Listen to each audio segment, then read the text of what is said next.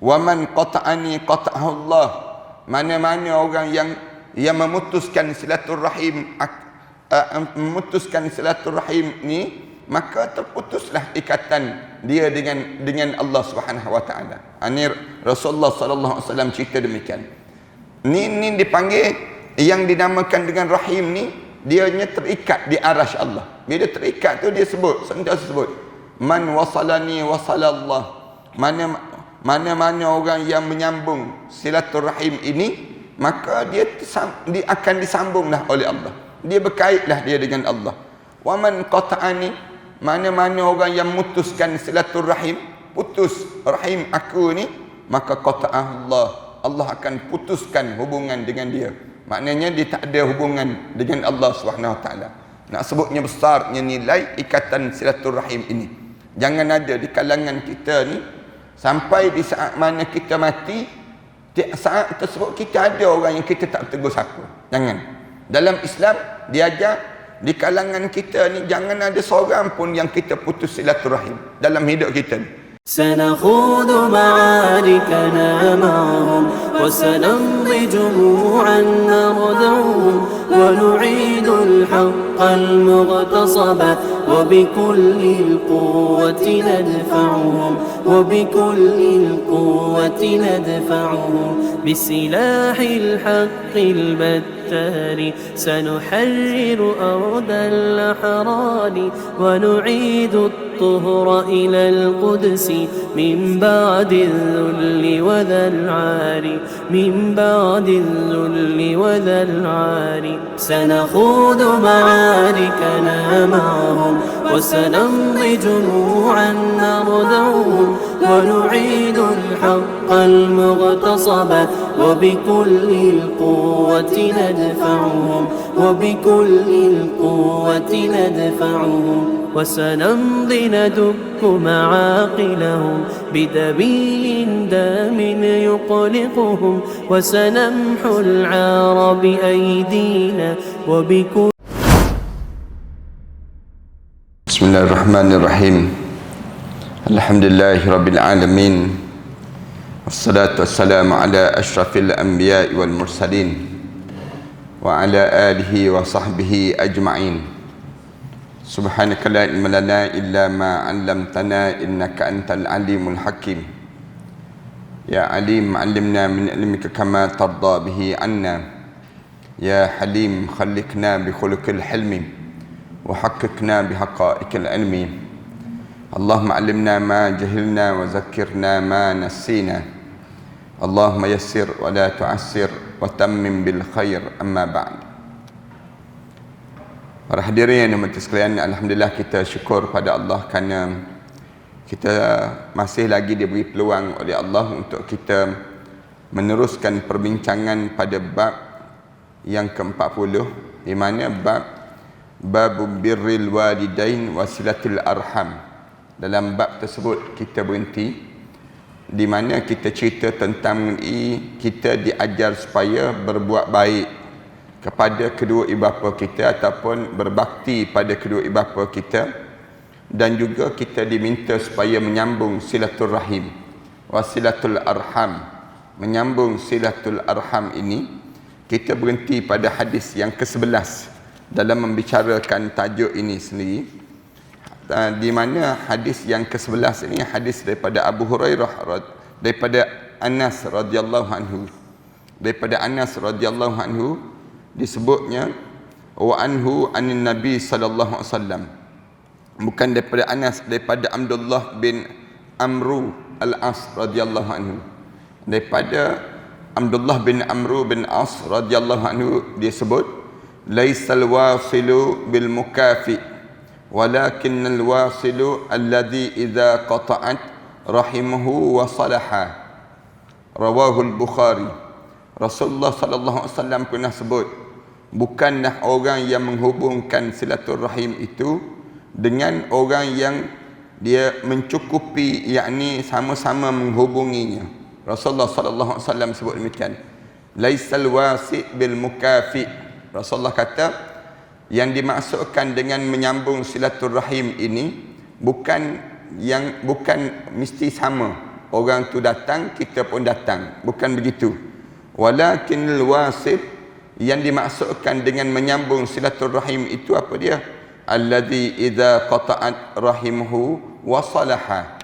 Yang dimaksudkan dengan menyambung silaturrahim itu di mana ketika mana terputusnya hubungan di antara satu sama lain itu, rahim, terutama dalam masalah rahim ini, wasalaha, kamu sambung, kamu ikatkan balik. Dia panggil demikian. Ini rawahul Bukhari, hadis yang diriwayatkan oleh Imam Bukhari. Maksudnya Rasulullah sallallahu alaihi wasallam nak ajar pada kita menyambung silaturahim ini bukan yang kita faham sebagaimana kita faham biasa saja, tidak. Yang kita faham ialah di mana saling ziarah menziarahi. Itu yang biasa kita boleh faham demikian, menyambung silaturahim. Tapi Rasulullah kata menyambung silaturahim ini bagaimana? Ketika mana terputus hubungan kamu dengan dia, kemudian dalam keadaan demikian, sama ada terputus tu kerana berkelahi, sama ada terputus tu kerana tempat yang jauh, ataupun kerana lama dah tak tanya khabar. Lalu di waktu tersebut kamunya pergi sambung, kamu pergi jumpa balik. Itu sebenarnya yang dimaksudkan menyambung silaturahim. Rasulullah sallallahu alaihi wasallam gambar demikian. Kita ni kan ada kan, kadang-kadang mak saudara kita ni ramai. Mak saudara kita ada orang yang zaman-zaman dahulu dia kahwin sampai 4 orang, misal contoh. Kemudian adik-beradik mak kita ataupun adik-beradik ayah kita ni ramai. Bila dia kahwin ramai, maka anak-anak beranak tu ramai. Berapa orang anak dia? 21 orang, misal contohnya. 21 orang. Dah dia kahwin ramai. Kemudian dalam keadaan anak-anak dia tu jadi ramai. Bila anak-anak dia jadi ramai, mak saudara kepada kita ni jadi ramai lah.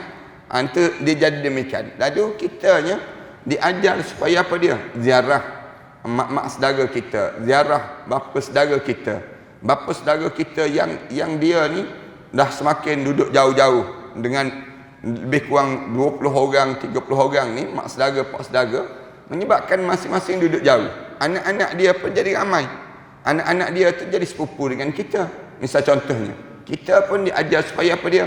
Sambung silaturahim. Pergi cari adik sepupu kita, cari mak saudara kita, cari ayah saudara kita. Ni yang bila kita sambung begitu tu, itulah yang dimaksudkan dengan yang dimaksudkan menyambung silaturahim. Kalau menyambung sekadar dekat-dekat, orang yang biasa-biasa kita berjumpa, itu sambung juga, tapi bukan dimaksudkan yang utama oleh Rasulullah sallallahu alaihi wasallam.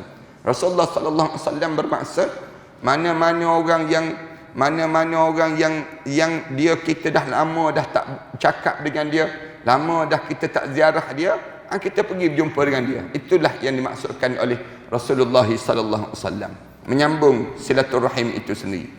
Bila lagi lah yang dia berkelahi tak tegur siapa, kemudian Islam ajar supaya kita pergi dekat dengan dia, kemudian kita sambung balik yang telah terputus lama di antara kita dengan mereka tersebut. Itu yang dimaksudkan demikian. Wa an Aisyah radhiyallahu anha anin Nabi sallallahu alaihi wasallam qala, daripada Aisyah radhiyallahu anha pula, daripada Nabi sallallahu alaihi wasallam pula bersabda, Rasulullah sebut, qala ar-rahim muallaqah bil arsh, sesungguhnya rahim kekeluargaan itu terikat pada aras. Rasulullah sallallahu alaihi wasallam sebut demikian. Rasulullah kata ar-rahim muallaqah bil arsh. Rahim ni terikat di aras Allah Subhanahu wa taala. Tergantung di aras Allah. Kalau kamu boleh nampak rahim ni semua tergantung di aras Allah Subhanahu wa taala. Taqul, lalu dikatakan kepada dia, dikatakan man wasalani wasalahu Allah. Siapa-siapa yang menyambungkan ikatan aku ni, nescaya Allah akan sambung ikatan dengan dia. Wa man qata'ani qata'ahu Allah. Mana-mana orang yang memutuskan silaturahim, ni, maka terputuslah ikatan dia dengan Allah Subhanahu wa taala. Ini Rasulullah sallallahu alaihi wasallam cerita demikian.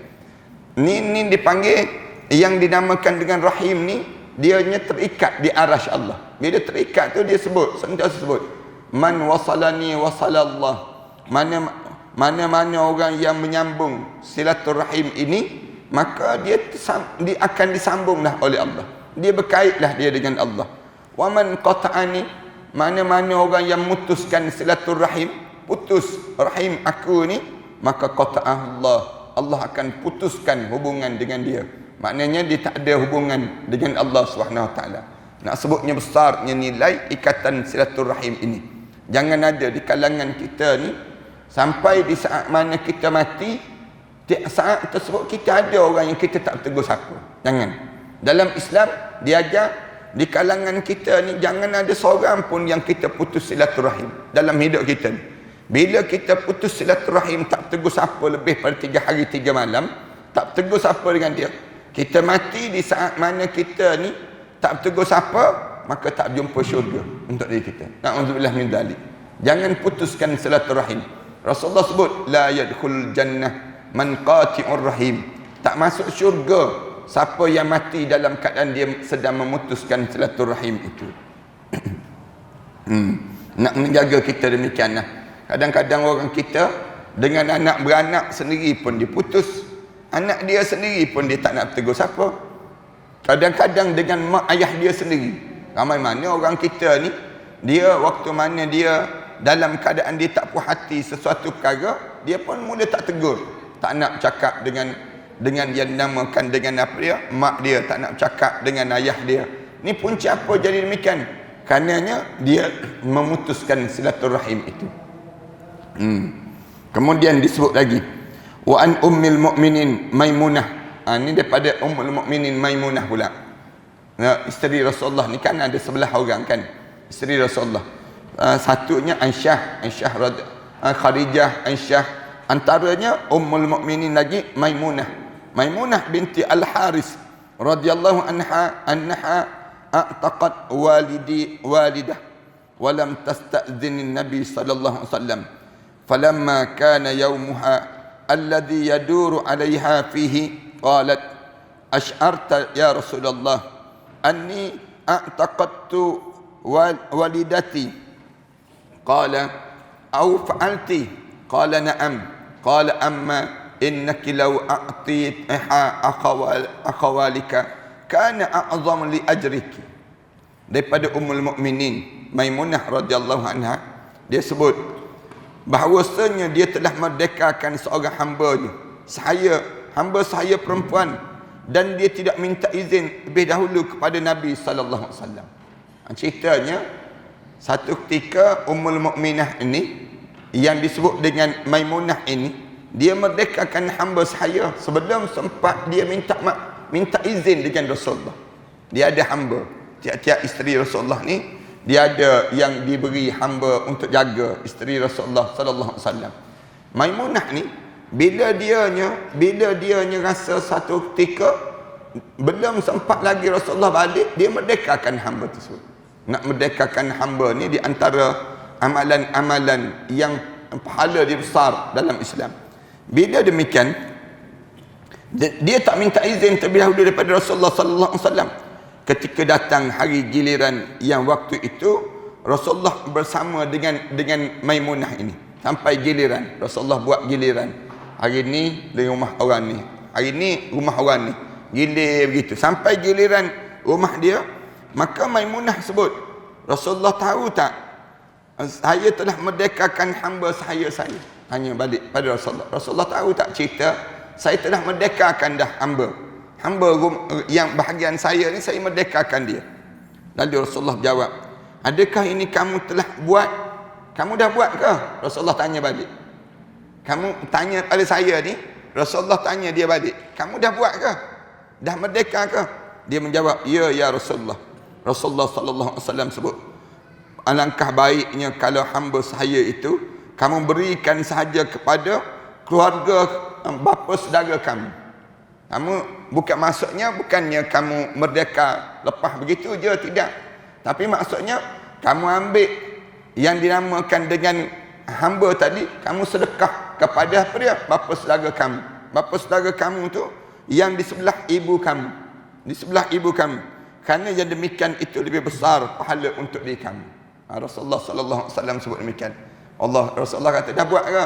Dah buat dah. Dah merdeka dah Rasulullah. Allah katanya Rasulullah, kalaulah bagusnya lagi, kamu ambil yang disebut dengan hamba kamu tu, kemudian kamu bagi pada bapa saudara sebelah ibu. Kerana aku tahu bapa saudara sebelah ibu kamu tu sedang berhadapan dengan apa dia? Kesusahan dan kepayahan dalam keluarga dia. Jadi kalau kamu bagi pada dia, banyak lagi pahala. Kamu telah ambil hamba ni untuk bantu, yang disebut dengan bantu pada bapa saudara kamu. Itu cara Rasulullah sallallahu alaihi wasallam sebut dah. Macam kita kan, kadang-kadang kita ni kenderaan banyak je. Contoh, zaman kita ni orang yang kenderaan banyak, dia pun jarang-jarang dah nak naik kenderaan tersebut, dia pun pergi masjid, disebut saya wakaflah kereta ni untuk masjid, misal contohnya. Dia sebut demikian. Kalaulah dia boleh sebut macam tu lah, dia boleh sebut. Tapi setakat ni tak ada lagi orang buat. Cuma nak sebutnya dia sebut. Dia kata saya nak wakaflah kereta ni pada masjid. Masjid ni ambil kereta ni guna kegunaan untuk kerja-kerja agama, misal contohnya demikian. Lalu kalaulah begitu dia bagi tahu pada kita, kita pun sebut balik. Allah lagi bagus kalau wakafkan kereta ni pada bapa saudara kamu. Secara demikian. Bapa saudara yang memang dia tak datang, payah nak datang ke masjid. Kenapa payah datang nak datang masjid? Kerana dia tak ada kenderaan. Oleh kerana tak ada kenderaan, daripada pagi masjid dia buat bentuk umum, misal contohnya yang demikian. Tapi kalau bagi pada bapa saudara yang susah, bagi pada anak saudara yang susah, itu lebih khusus. Rasulullah sallallahu alaihi wasallam sebut, kalau kamu buat demikian, nescaya lebih besar pahala yang kamu dapat pada diri kamu. Kenapa? Kerana kamu sedekah tu satu dapat pahala, menyambung silaturrahim tu satu lagi. Dengan cara demikian kan, kita ni kan kadang-kadang kenderaan banyak, biar je anak-anak saudara kita ni jalan je, naik bas misal contohnya. Kenderaan kita ada, kita kata biar dia rasa sendiri disebut. Kita sebut demikian. Bila kita ada kenderaan, bagi pada orang tu, bagi pada orang ni, bagi benda-benda yang demikian. Orang Melayu kita ni kedekut sebenarnya. Dia bukan dia tak nak bagi, tapi dia rasa rugi kalau dia bagi. Dia rasa rugi. Kalau aku bagi, dia kata, aku cari duit susah-susah, aku beli kenderaan, kemudian aku nak bagi pada orang. Orang Melayu kita ni dia ada kedekut sikit. Kita handphone banyak mana orang setengah-setengah di kalangan kita. Handphone ada tak nak bagi-bagi pada orang, rela buruk begitu je handphone dia. Ada di kalangan kita. Baju kita ni, betul dah baju kita, tapi dah tak boleh pakai dah kita. Ketat dah baju tersebut, biar bertimbun dalam almari. Di kalangan kita. Orang tanya dia, tu bila nak pakai tu? Nanti longgar-longgar balik kita pakai. Dia sebut demikian. Maknanya kedekutnya kita ni. Rela makanan dalam peti ais kan buruk dalam peti ais. Lama dah expired, buka expired dah. Tak boleh nak guna dah makanan dalam peti ais. Kenapa kedekut? Orang kita ni kedekut. Budaya kita ni menyimpan tu kuat. Simpan sampai tak boleh guna. Ni ramai di kalangan kita. Kalau tidak, masakan rumah orang kita ni bertimbun-timbun je barang dalam rumah. Tu syarat. Kita pula tak pandai nak urus keadaan yang demikian. Punca apa dia? Punca kerana kita ni jenis dalam keadaan yang tak rasa pahala yang banyak, yang kalau kita bagi pada keluarga-keluarga kita kan, pahala banyak yang kita dapat dalam hidup kita. Rasulullah kata, bagus dah kamu merdekakan tu, kamu tak bagi tahu pada aku ni pun tak apa dah. Lalu alim ulama tanya, boleh tak seorang isteri dia sedekah di bahagian dia tanpa pengetahuan suami? Katalah isteri ni dia adalah duit-duit daripada harta-harta benda.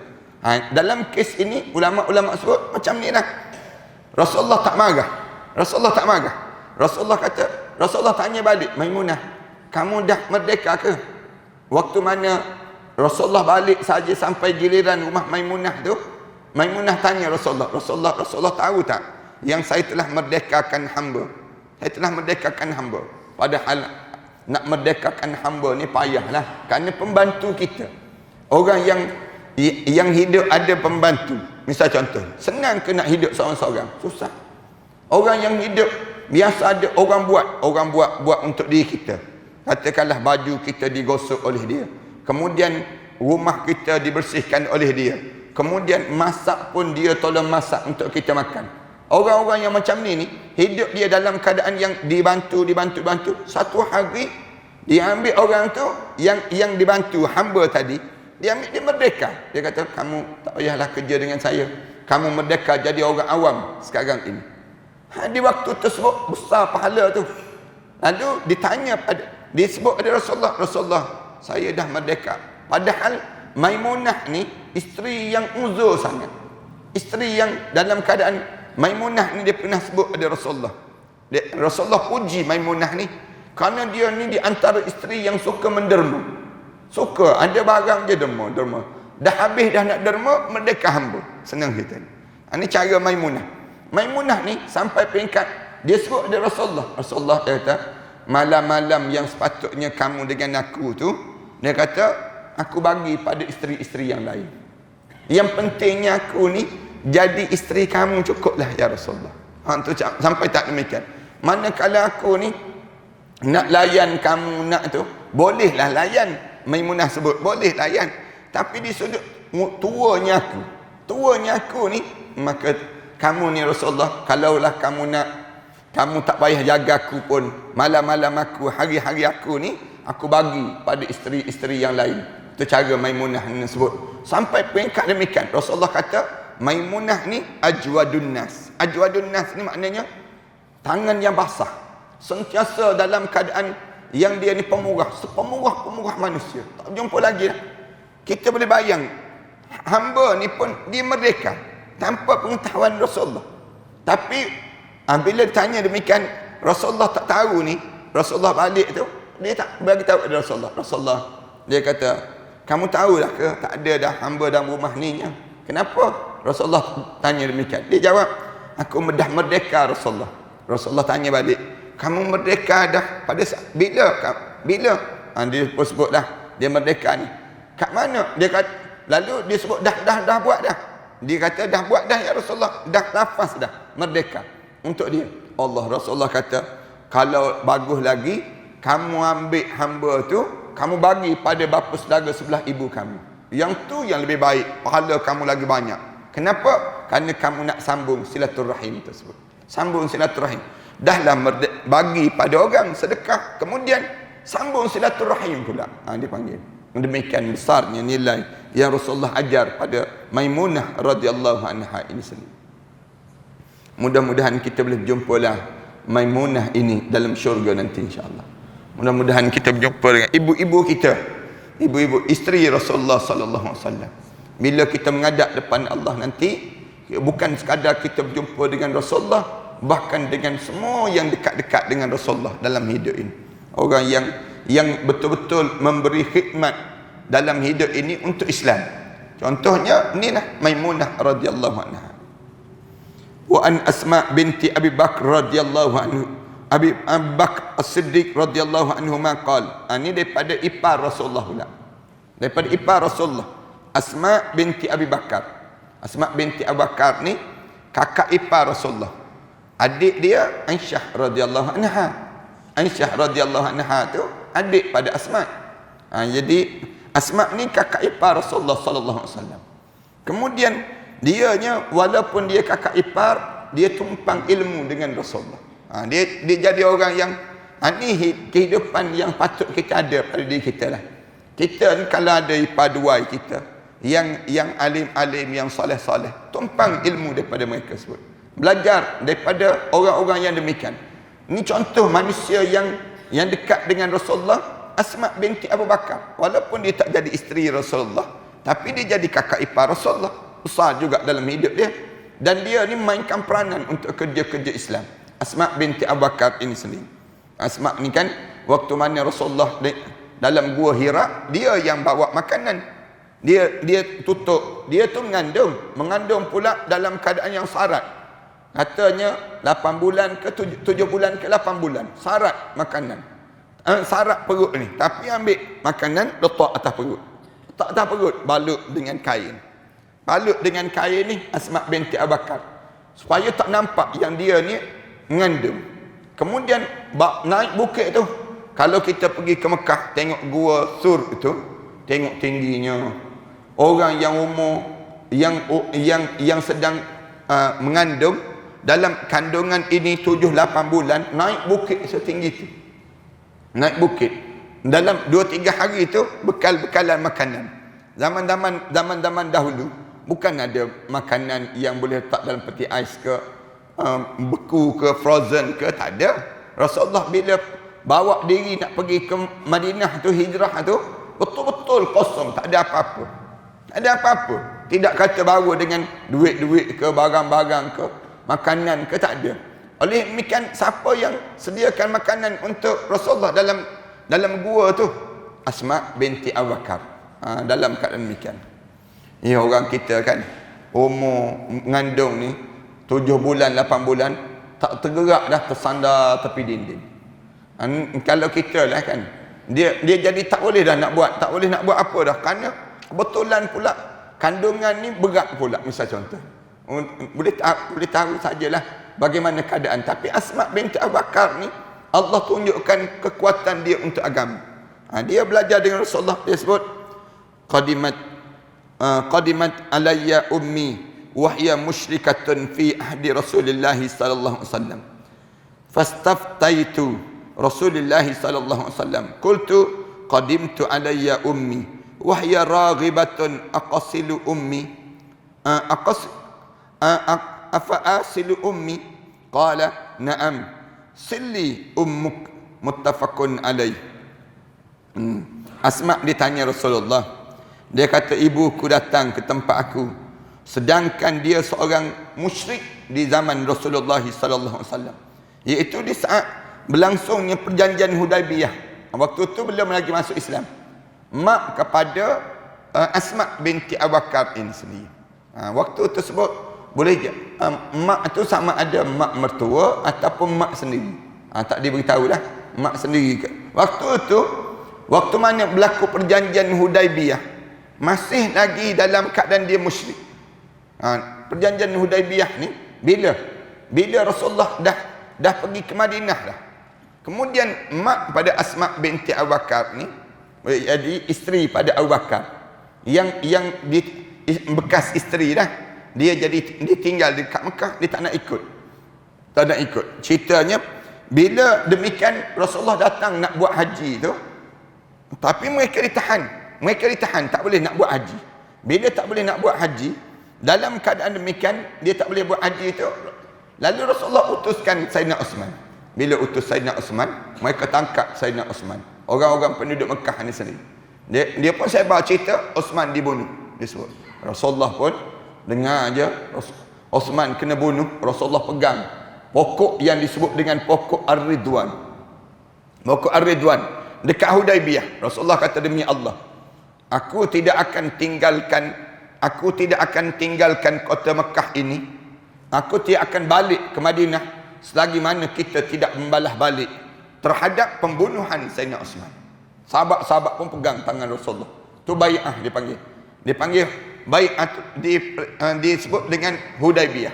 Bila bai'atul Ridwan ni berlaku, orang kafir tahu Rasulullah datang, asalnya datang nak buat haji, tiba-tiba tak buat haji. Tak jadi nak buat haji kerana dihalang oleh orang kafir. Orang kafir bunuh, dia sebarkan cerita bunuh Sayyidina Osman. Lalu orang kafir ni dia dengar je Rasulullah kata dia nak serang, mereka takut. Mereka tahu Islam ni bawa kemenangan. Lalu dia pun hantar 3 orang untuk buat perjanjian dengan Rasulullah. Perjanjian tu dipanggil perjanjian Hudaibiyah. Lalu dalam perjanjian, waktu mana berlaku keadaan itu, ibu kepada Asma binti Abu Bakar ni datang cari Asma, jumpa dengan Asma. Lalu dalam keadaan jumpa, cari anak, ibu dengan anak ni. Bila berjumpa, lalu Asma ni cerita kepada Rasulullah, ibuku datang tempat aku sedangkan ia dalam keadaan musyrik ya Rasulullah. Itu saat berlangsung perjanjian Hudaibiyah antara Nabi SAW dengan kaum musyrikin. Asma tanya, Rasulullah, aku nak tanya fatwa pada kamu. Qadimat alayya ummi wa hiya musyrikatun fi ahdi Rasulullah fastaftaitu. Tolonglah fatwa kepada aku. Kemudian saya minta fatwa pada Rasulullah. Saya berkata, ibuku datang padaku dan ingin meminta sesuatu dengan aku. Ibu dengan anak. Tahu saja anak ni datang, ada juga lalu nak minta sesuatu. Dia tak bagi tahulah sesuatu tu apa dia. Apakah boleh saya hubungi ibu aku ya Rasulullah sedangkan dia dalam keadaan musyrik? Dia dalam keadaan yang tak beriman. Boleh tak boleh? Lalu Rasulullah jawab apa dia? Qala na'am silli ummaki. Rasulullah kata, sambunglah hubungan dengan ibu kamu tadi. Ini ingat betul-betul ya. Orang yang mana-mana yang masuk Islam, orang yang masuk Islam di kalangan orang kita kan, bila dia masuk Islam, jangan dia putus hubungan dengan mak dia yang bukan Islam lagi. Jangan dia putus hubungan dengan ayah dia. Dia tak putus hubungan. Rasulullah sallallahu alaihi wasallam sebut, dia tetap tersambung di antara satu sama lain. Jangan kita dah masuk Islam lalu kita putus segala-galanya. Jangan. Dan kena bagi tahu pada mak kita, ayah kita yang kita masuk Islam ni tak terputus, tak ada apa-apa pun yang berlaku kecuali agama kita telah berubah. Itu je yang berlaku. Adapun hubungan dengan adik-beradik tetap sama. Hubungan dengan mak tetap sama. Hubungan dengan ayah tetap sama. Ini ramai orang demikian. Kita tengok. Lama-lama kita tunjuklah peribadi Islam. Mak kita, ayah kita tengok kan. Ramai mana yang dihantar anak dia masuk Islam. Anak dia menghafal Quran di Darul Quran. Kita tengok yang terbaru ni kan. Yang ibu dia pula belum Islam, tapi hantar anak dia menghafal Quran. Hantar anak dia menghafal Quran. Di apa dia yang disebut dengan Darul Quran. Dia pula katanya buta ke tak buta, begitulah. Anak tersebut buta tapi masuk Islam. Ibu tak masuk Islam. Ibu pergi hantar, pergi konvo anak dia, pergi semua, bagi semangat pada anak dia. Ni Islam diajar sambung. Jangan sampai peringkat kamu tak sambung. Bila kamu sambung, dia pun sebutlah anak dia dah masuk Islam, dia redha. Ni nak sebutnya demikian. Ini cara yang perlu kita buat. Bagi tahu pada orang bukan Islam, bila masuk Islam bukanlah putus hubungan, tak putus. Bahkan Islam, Rasulullah sendiri sebut pada Asma, sambung silaturahim kamu dengan ibu kamu tadi. Ini di antara hadis yang dipahami demikian. Kemudian disebut wa qauluha raghibatun ay tami'atun fima indi tas'aluni syai'an qila kanat ummuha min nasab wa qila min ar-radha'ah. Ada yang sebut mak dia tu mak yang daripada keturunan dia. Maknanya mak kepada Asma ni kan, Asma binti Abu Bakar. Boleh jadi Abu Bakar ni pernah kahwin dengan orang-orang tertentu. Kemudian dikahwin-kahwin, kemudian dapat Asma. Termasuk dengan Asma ni lah. Jadi mak daripada nasab dia. Tapi mak ni tak masuk Islam. Kemudian ada yang sebut mak susuan. Bukannya mak sendiri, mak susuan. Mak susuan yang dimaksudkan itu sendiri. Wallahu alam lah. Allah lah yang tahu sebenarnya mak dia tu siapa yang sebenarnya pada Asma binti Abu Bakar ini sendiri. Wa an Zainab Saqifatun imra'atun Abdullah bin Mas'ud radhiyallahu anhu wa anha qalat qala Rasulullah sallallahu alaihi wasallam tasaddaqna ya ma'syar nisa walau min hulliyakum kunna qalat faraja'tu ila Abdullah bin Mas'ud faqultu innaka rajulun khafifun dhatil yad wa anna Rasulullah sallallahu alaihi wasallam qad amarna bis sadaqah fa'tihi fas'alahu fa in kana dhalika yujzi'u anni wa illa sarraftuha ila ghairikum faqala Abdullah bal i'tihi anti fantalaqtu. Satu cerita daripada Zainab As-Saqafiyah, iaitu Zainab isteri pada Abdullah bin Mas'ud. Ini satu peristiwa yang berlaku. Isteri pada Abdullah bin Mas'ud radhiyallahu anhu. Jarang kita dengar riwayat-riwayat orang perempuan. Tapi yang ni pernah Rasulullah mengajar pada orang perempuan. Bila Rasulullah kuliah pada orang perempuan, mengajar pada orang perempuan meriwayat. Riwayat hadis. Siapa dia? Zainab As-Saqafiyah, iaitu isteri pada Abdullah bin Mas'ud radhiyallahu anhu wa anha. Dua-dua kita minta Allah redha pada mereka berdua ni. Kita biasa dengar riwayat hadis ni daripada Aisyah, daripada Maimunah, isteri Rasulullah. Yang ni isteri sahabat. Isteri sahabat pula. Yang meriwayatkan hadis, kata dia, Rasulullah sallallahu alaihi wasallam pernah bersabda kepada kami. Rasulullah sebut pada orang perempuan, apa dia? Rasulullah kata, bersedekahlah, tasaddaqna ya ma'syaran nisa. Bersedekahlah wahai orang-orang perempuan. Rasulullah sebut demikian. Orang perempuan jangan kedekut. Rasulullah sebut demikian. Bersedekahlah dalam hidup kalian. Tasaddaqna ya ma'syaran nisa. Bersedekahlah orang-orang perempuan. Walau min hulliyikunna, walaupun daripada perhiasan-perhiasan kamu. Rasulullah kata, kan orang perempuan ni dia banyak perhiasan. Kerongsang misalnya contohnya. Kemudian apa dia? Gelang tangan. Kemudian cincin. Kemudian perhiasan pada tubuh badan dia tu. Subang, kan dia pakai subang dan sebagainya. Ini perhiasan orang perempuan. Allah jadikan orang perempuan ni sesuai dengan demikian. Orang lelaki tak dibenarkan pakai demikian. Kecuali cincin. Cincin je orang lelaki dibenarkan. Yang lain orang lelaki tak dibenarkan. Pakai subang tak boleh orang lelaki. Tak boleh pakai subang. Kerana kalau kamu pakai subang, kamu lebih kurang orang perempuan. Itu cara demikian. Orang perempuan ni bila banyak perhiasan. Orang perempuan bila dia pakai subang depan suami dia, depan anak-anak dia, Allah jadikan kecantikan. Cantik terus. Cuba orang lelaki pakai subang, hodoh terus. Itu cara demikian. Allah jadikan orang lelaki jangan pakai gelang. Jangan nak pakai gelang. Kerana apa dia? Pakaian gelang ni untuk orang perempuan. Itu cara demikian. Bila orang lelaki pakai gelang, maknanya kamu jadi